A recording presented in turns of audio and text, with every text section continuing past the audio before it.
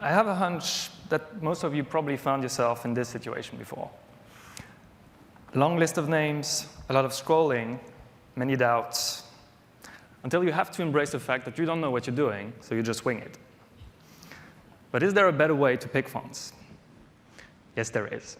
You're probably familiar with our San Francisco font, the system font.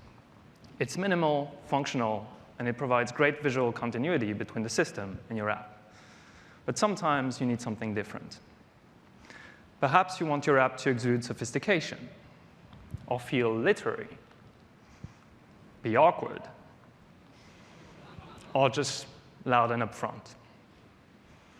How do you figure out which typeface and style is the right one for your app? Well, you need to answer at least two questions. What is my intended use? And this will touch on functional aspects. What impression do I want to make? This requires to look into how style affects the visual mood of an app. Once these questions have answers, you can start thinking about the pairing of fonts. But first, I'd like to introduce two terms in the context of typography: structure and contrast. To better understand typography, it is usually helpful to look into calligraphy. Calligraphy is the art of writing, and to write, you need a tool. For instance, here are three commonly used tools around the world. On the left, we have the brush, which is essential to most East Asian calligraphy and typography. In the middle, we have the broad nib pen, or calamus. It has defined Roman letter forms, the Arabic Nas style, or many Indic scripts. And on the right, we have the pointed pen, a tool that gives precise control over stroke modulation, a feature that really shines with some Cyrillic glyphs, for instance. But whatever the effect a calligraphic tool has, it can always be described in terms of structure and contrast. And here's structure. You can think of it as the path the tool follows to achieve a particular shape. Those of us who like to be fancy also use the Latin word ductus to refer to structure. Now, to demonstrate contrast, let me use a personal favorite among the tools I just showed, the pointed pen. If I drag it across the screen, I get a very simple line. Now, if I do the same, but this time pressing as I drag, I introduce weight. And this modulation of the stroke is what we call contrast. So let's now apply this to letter forms. Here are two structures for a lowercase n, or two ducti for fancy people. The one on the left can be traced with a single stroke. This kind of structure is called cursive and is inherently dynamic. The one on the right requires several constructed pen strokes and therefore feels more static. These monolinear designs have no contrast right now, so let me add some. As we add weight to the vertical strokes, the difference between thick and thin increases until we reach high contrast. If I now add weight to the thin strokes, we move toward low contrast. Now, the main difference with our starting point is mostly weight. So you may be thinking now, well, this is all fine and dandy, but why do I need to care about this? So let's have a look at those two sentences. At this particular size, the bottom line is much easier to read than the top line. And we can easily understand why if we look closer at each design. On top, we have Big Caslon, and below, Adobe Caslon Pro. Both designs are revivals of the work of British type founder William Caslon, but one is designed for display and the other one for text. Now, what does this mean exactly? The thin strokes in Big Caslon produce high contrast, which is an appealing graphical feature. It looks sharp. But if you scale it down, the thin strokes will eventually disappear and will make reading quite unpleasant, if not impossible. On the other hand, Adobe Caslon Pro has lower contrast and can be used at smaller point sizes because of its sturdier design. Another key difference between those two designs is spacing. For optical reasons, reading stays comfortable if the space between letters increases as the point size decreases. Adobe Caslon Pro has looser spacing, and this contributes to a nicer reading experience at smaller size. Display and text are really just loose terms describing usage. Display type is meant to draw attention. So you typically use it at bigger point sizes, which in turn allows you to use styles with higher contrast and more elaborate details. text type is about making the reading experience comfortable. When picking a text font, you want to make sure the contrast of the typeface is such that it will scale down nicely. The spacing should also feel comfortable at small size. And in general, try avoiding extremes of weight or style. A good reading experience is usually the one you don't notice. For display, you have more freedom. This is the right place to use the more extreme weights or decorative styles. Even in display, though, stay aware of spacing. A headline usually looks better if it's tightly spaced. All right, now let's talk about what everyone is really interested in, style. Becoming better at selecting fonts, as with most things, requires practice. There's a lot of stuff to learn, and it's perfectly normal to feel overwhelmed at first. But there's really only one way forward. You need to learn how style produces an impression. Remember that app I called sophisticated in my intro? Well, I picked that term, but it's by no means a universal qualification.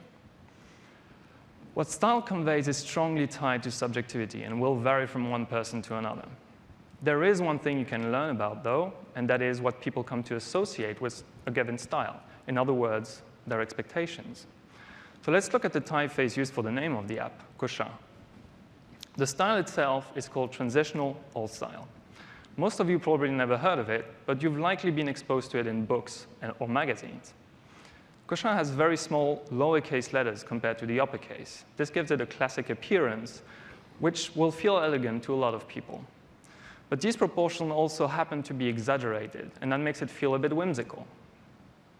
The companion to Cochin's Snell roundhand is a design mimicking calligraphy. And you don't have to be a calligrapher to get a sense of how much skill this calligraphic style demands.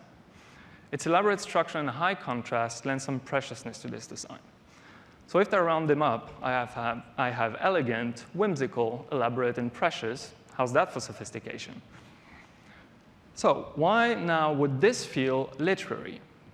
The two typefaces we're looking at right now, although there is a display and a text style, both have typical features of a classical book face. That's why we feel inclined to look at this choice as literary. But that kind of association is not natural at all. It just comes from the fact that most of us have been exposed to those styles in books. To complete this brief study in style, I'd like to look at the famed and crazed geometric sans serif. This is a great example of how the feel of a typographic style comes both from form and usage. The first appeal of that style is probably its very simple geometry. And I'll venture into saying that we've seen renewed interest recently in that style because of our current design infatuation with simplicity. But because this style is all over the place right now, you may be inclined to think that it feels very contemporary and fresh. But the nerd in me disagrees. This style is almost 100 years old. And don't get me wrong, I love old stuff, but I just wouldn't call it fresh. But that's the beauty of style. It has many layers, and new layers of meaning get added constantly. To become better at picking font styles, you need to become aware of those layers, old and new. So, with our growing knowledge of typographic style, let's look at a few strategies to pair fonts. Note the use of the verb pair here. There is no rule against using more than two typefaces, but trust me, you're better off starting small. You can always add style later on if you really need them. The first point I'd like to make here is about the impact of proportions when pairing fonts. Let's imagine for a moment you have to design an app for WWSC, the Worldwide Sign Painters Conference. You start off nice and easy with a system font, but we're missing that sign painter-y vibe. So we go back to a font menu, and I kid you not, there's a sign painter typeface in there. Sounds like a perfect match, right? Well, I should mention that as type nerds have a term for that situation. When someone picks a typeface by its name, we call that an L-type I, or lack of typographic imagination. There's nothing wrong with it, but picking Futura just because your app is about the future might be too much of a shortcut. So if you're going to pick it, make sure it's because the style is appropriate and it serves its functional purpose. At the end of the day, a matching name should really just be the cherry on top of the cake. So back to this cherry, I'll risk offending a few of my peers. You start working on a schedule for the event, and you decide to use both fonts for typographic contrast, SF and Sign Painter. But something's off. The titles look smaller. And to make them look matched, we'll have to increase the point size on that sign painter style. Now, where does this difference come from? Type designers draw glyphs within the bounds of a virtual box called a font body. Inside this box, proportion will vary from one design to another. The height of a font's body is what is referred to as the point size. So at the same point size, two fonts can appear to have different scales because of their design. Let me show you how this could be relevant. Let's say you're working on a dictionary app. Dictionaries require a lot of typographic hierarchy, and using only the weights and italics of SF might not be enough to have those descriptors stand out, for instance. So we decide to go look for a serif typeface to create typographic contrast. And to try and avoid to tweak point sizes left and right, let's find a serif typeface that has close proportions to SF. This is easily done by setting all candidates side by side at the same point size and evaluating their apparent scale. There is nothing wrong with picking a typeface of smaller or greater scale, but just bear in mind that you'll have to adjust point size if you go with that choice. So let's make our life easier here and look for the closest match available. And we have a winner. Now, bringing that back in our layout, we introduce typographic contrast, and we're done. No need to tweak point sizes. If you're worried that this approach might limit your stylistic options, please don't. There are thousands of good typefaces out there, and quite a few type designers released from families with multiple styles of consistent proportions. So let's now experiment a bit with pairing text and display styles.